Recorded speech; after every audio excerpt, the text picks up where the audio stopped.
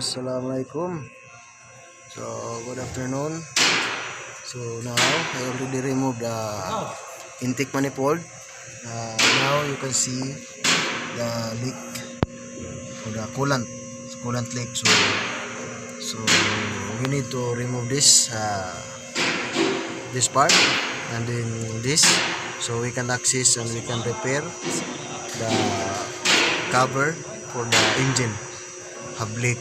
Okay. So tapos na yan, oh.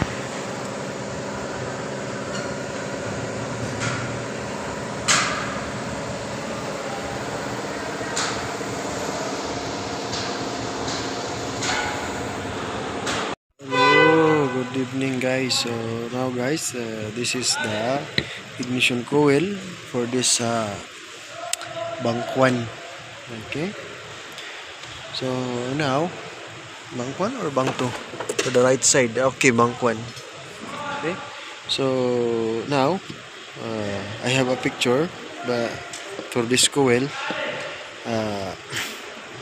the water go inside because no rubber for this, like this. Okay, this ignition coil, no rubber, like this.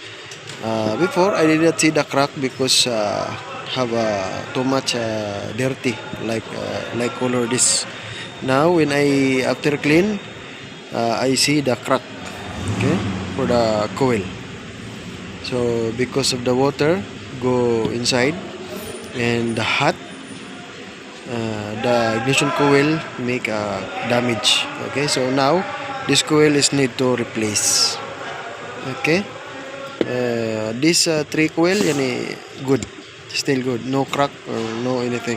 Only this coil without a rubber make crack. See, this coil is need to replace.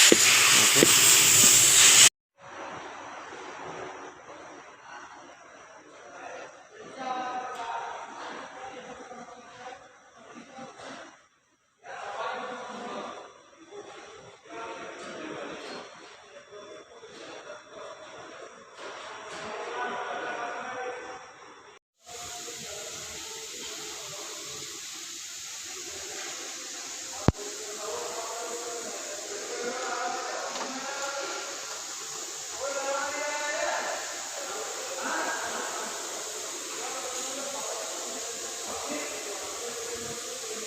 So hello, good morning. So now this guy Fajr, he changed transmission fluid by machine. Okay, now he do by his own, fixing the pipe and operate the machine.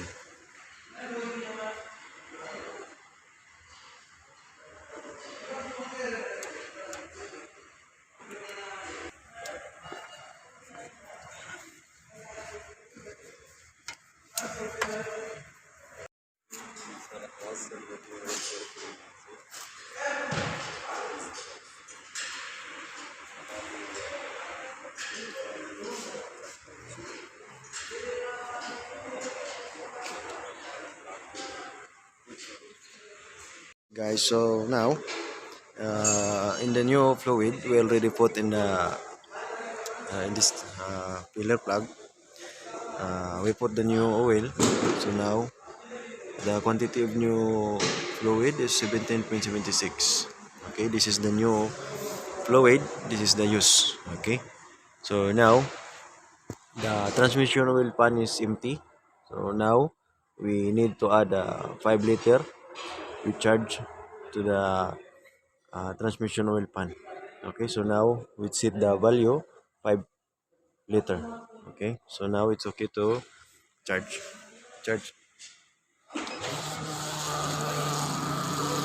You see, this is the new fluid going to the transmission fluid pan, and by this pipe, this two pipe. Okay, so now if we do equal exchange, the new fluid for this pipe and the old fluid for this pipe. Okay, so this is a Toyota Land Cruiser 2017 model. Okay guys, so now we finish add 5 liter. So now we go to equal exchange. So for the new fluid, new tank, we have 12.6. The machine need 2 liter, so that's why we exchange 9 liter. Okay. So now guys, I'm here inside the car. So first, when before I start the car, I will see the computer or the computer scanner. I see the temperature for the transmission, because we need to see the temperature. Uh, we need to see the temperature of the transmission fluid for the adjustment. Okay, because if the temperature is too much hot, too much high, you cannot check the temperature in a good level. Okay, so it's better uh, you you see the temperature, transmission fluid temperature. Okay, so this transmission guys is only 6 speed Toyota Land Cruiser 2017 model. Okay, so now I will show you in the front the live data. Okay, so guys, I already scanned. So this color red, so meaning they have fault. Okay, for the right rear door motor. Okay, so but important is in the engine and the transmission, so no fault code. Okay, so now we press this number 13 or the engine and engine control module. So we press OK. Okay, so now we go in the live data. Just finish the video guys, because we have a receipt, or uh, for the special function we receipt the transmission, because this transmission have shift shock in the number 2 shifting. Okay, so now we find the uh, temperature for the fluid. So just a little bit. So okay, because this transmission we have to temperature, we have to temperature sensor. Okay, so number 1 is 18, number 2 is 19, so we base in the 18 or we base in the 19, no problem. Okay, so now we start the car. So we put already the machine, so now there's a display. So okay, see the water, ha, and see if have a leak, ha.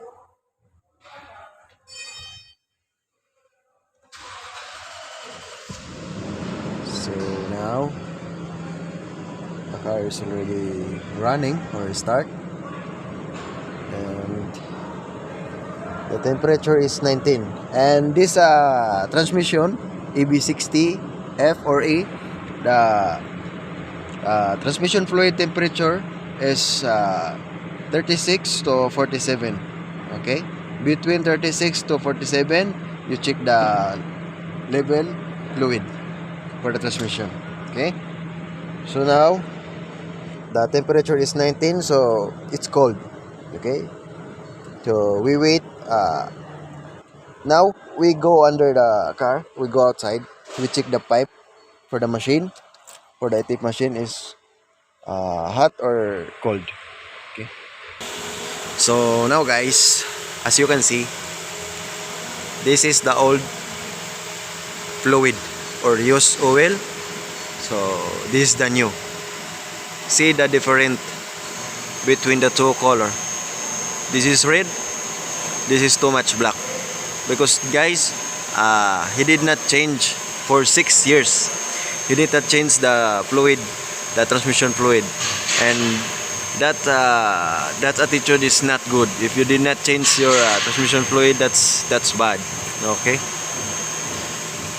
so now we wait until the pipe is going to hot to make pressurize and to make exchange the equal exchange for the transmission fluid. Okay, so but now still cold, so we wait until the pipe is coming hot and we start the equal exchange.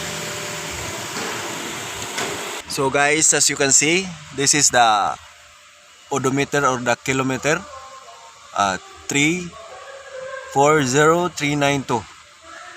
So too much, 340,392, too much. Okay, and he did not change.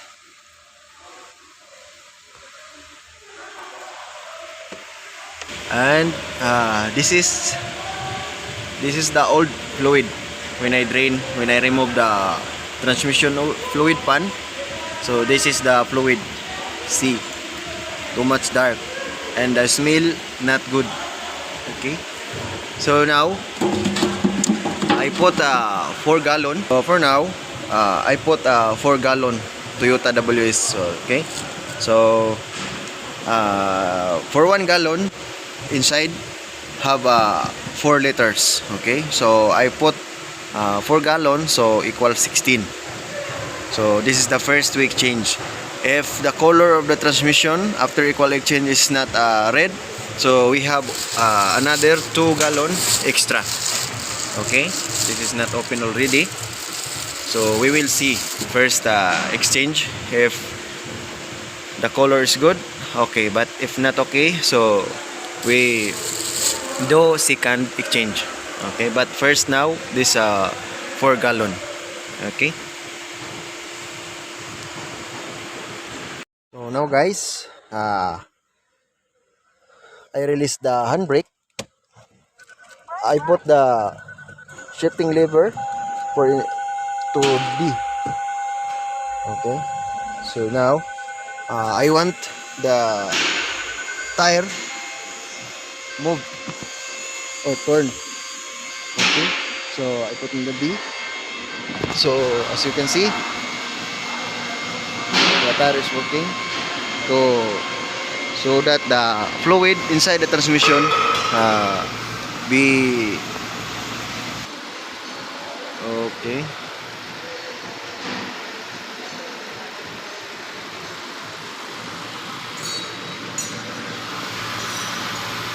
So still cold, so we wait until the pipe coming hot. Okay,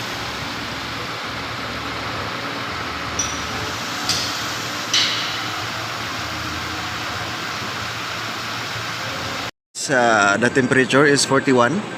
Okay, so we wait until the temperature is come to 45, and then we start to exchange. Because now the pipe is already hot, but not too much, but it's bitter. Okay,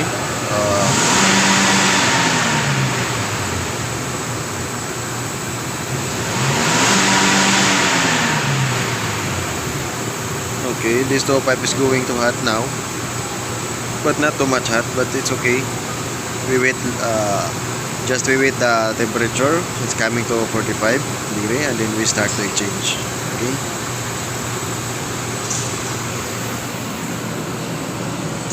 Guys, so now the temperature is already in 43.7 degree.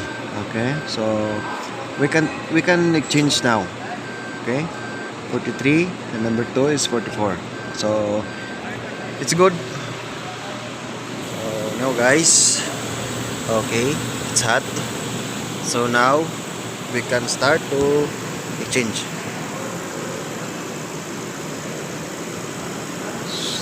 Okay guys, we have a run time. Okay, so this is the new fluid. As you can see, it's very nice, and this is the old. So now this is the first exchange, so we will see if this Yuso wheel it's going to read or no. If not, we proceed to second exchange. Okay, so now this is the first. So you see the different. Okay. and RPM. Okay. The pressure. The new fluid. Okay.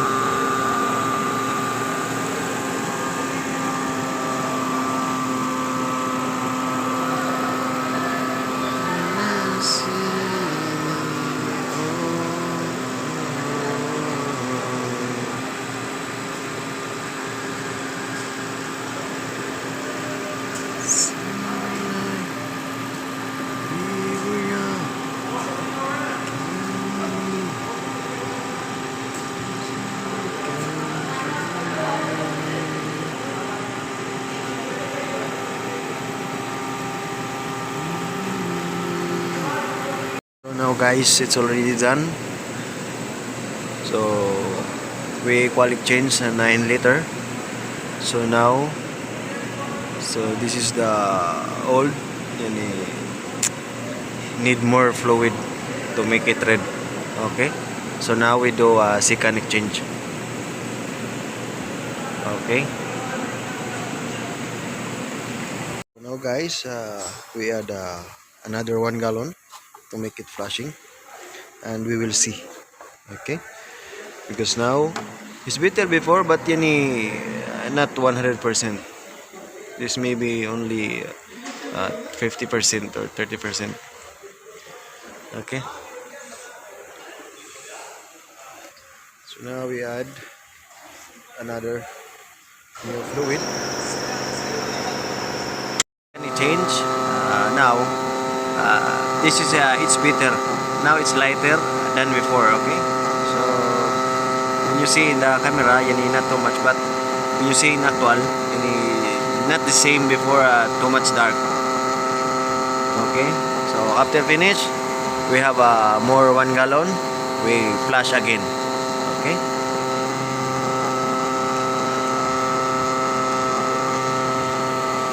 Now guys, this is the result.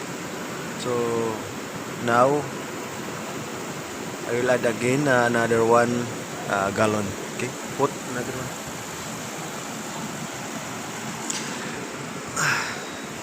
So now guys, so meaning if you want the old is like this new, yani you need more fluid to make like this.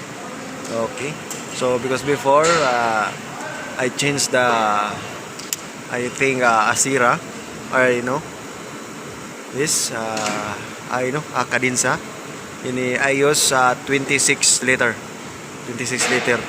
and then the fluid same like this, same new. The old coming same like new. Okay. So now we add another 1 gallon. This is the last one. So this is enough. It's better before. Okay. So now guys, we flashing again. So now see, it's better. It's better than before. Okay. See, it's lighter now. See.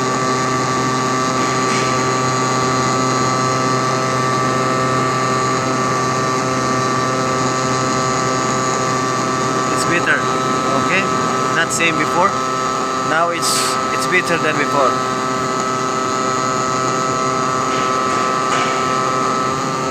That's why if I tell you, if you need more like if you need the colors like the new, you need more fluid. But this now I can say that it's enough. But if you have a choice, if you want more, if you need more like this, you need more fluid. Okay.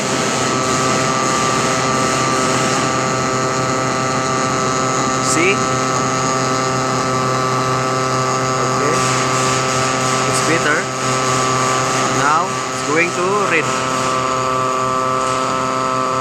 So we use 6 gallon by 4 liter. Okay. So now guys, very nice. See, maybe if you if you need the color like this, maybe need more 2 gallon, but now it's good, no problem. Okay.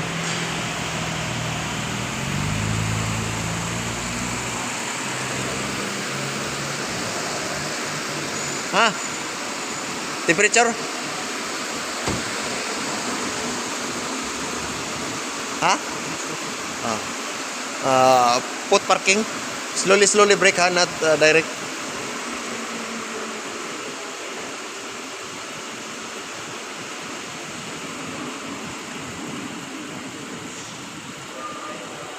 Okay. Check the level.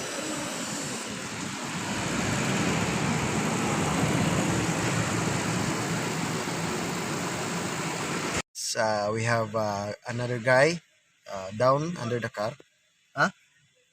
Need more.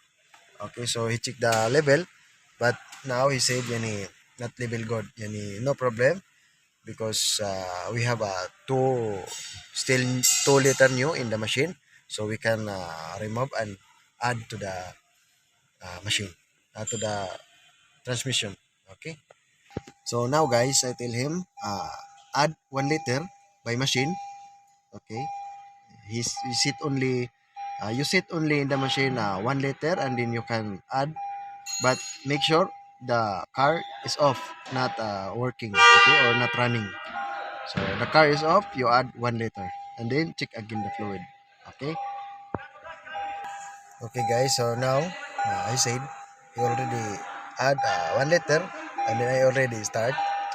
Okay, and then now he check already again, and then he said the fluid coming out, but uh, not final check the fluid level because the pipe for the machine is still connected, so we need to remove first and then fix the original line, and then start the car and check again the level for the transmission fluid final. Okay, so because now if you check the level good and then the pipe is still connected, so have a tendency or possible that the fluid is going down because if you check the level is good, the pipe is still connected.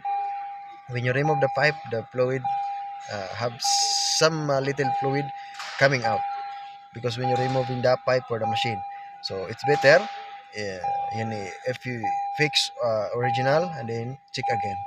Okay. Okay, so now guys, he already fixed all lines for original connection for the transmission fluid line. So now my other guys or my coworkers shifting the transmission from P to D. Okay, and only 5 seconds. Okay, and then for the manual mode, so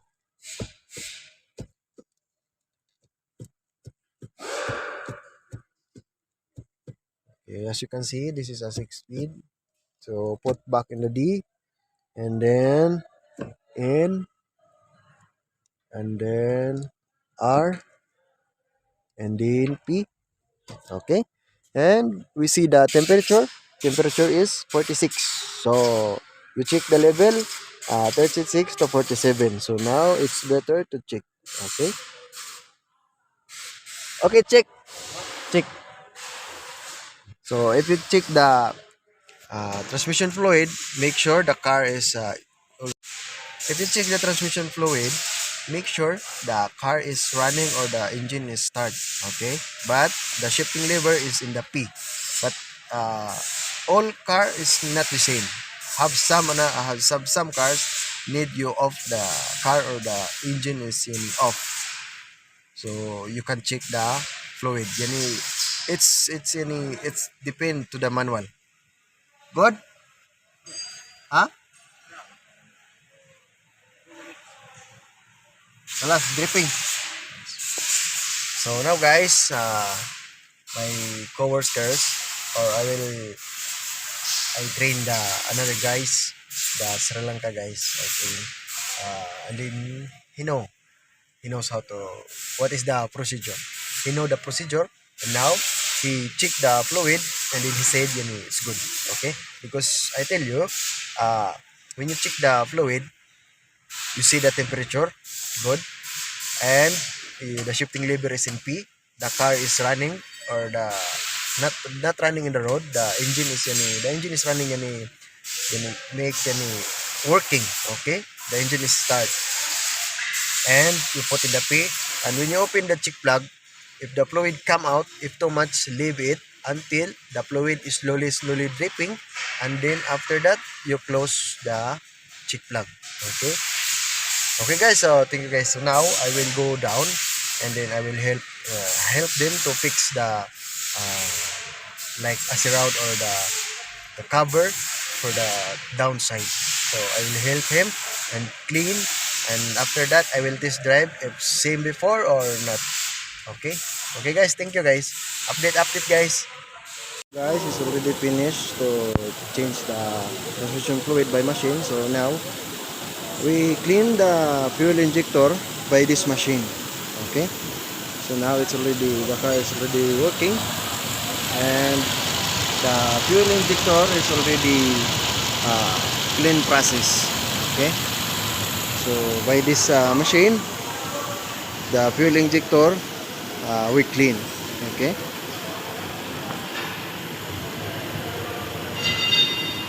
okay. So this is the pressure for the pump. So I put in the 43 psi, and we have a remaining time or minutes, and we wait until the process is finished. Okay guys.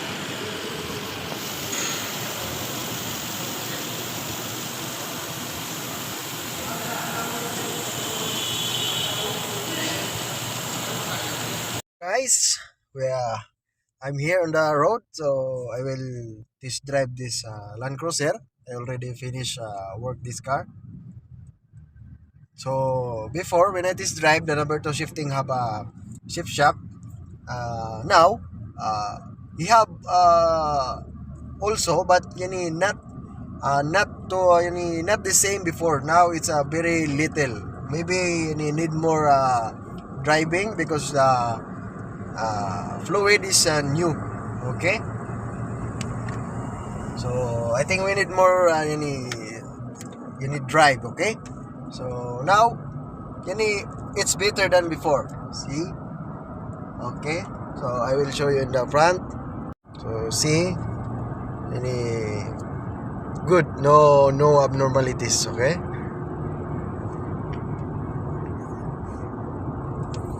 so now I will going back to the workshop, because the time is already 12, and I'm going to eat. It's already lunch. So now guys, I will going back to the workshop.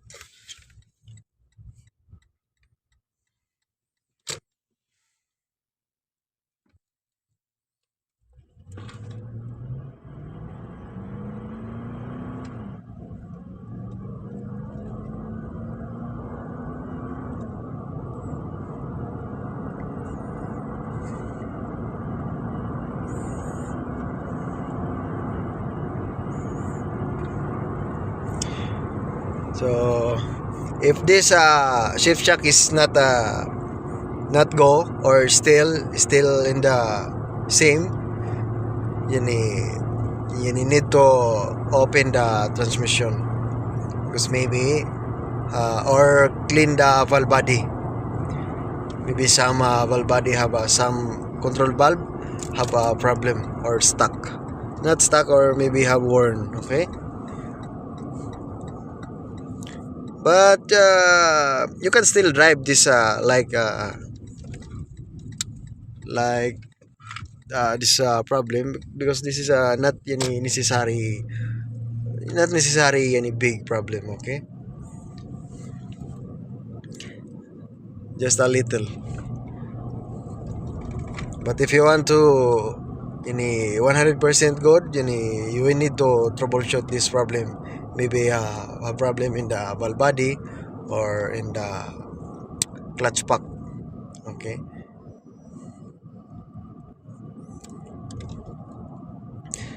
Okay, guys, thank you so much for watching my video. And if you are already in here this part, if you are uh, if you are met in this part, so don't forget to like and subscribe my YouTube channel, Chong Jundi TV. So thank you, guys, thank you so much. So I'm trying to practice my good communication skills for English. So sorry for I am a Bisaya. I am Bisaya, but I'm trying to practice my good communication skills. That's why I'm talking English to make practice. Okay, guys. So thank you so much, guys. Thank you so much for watching, and God bless.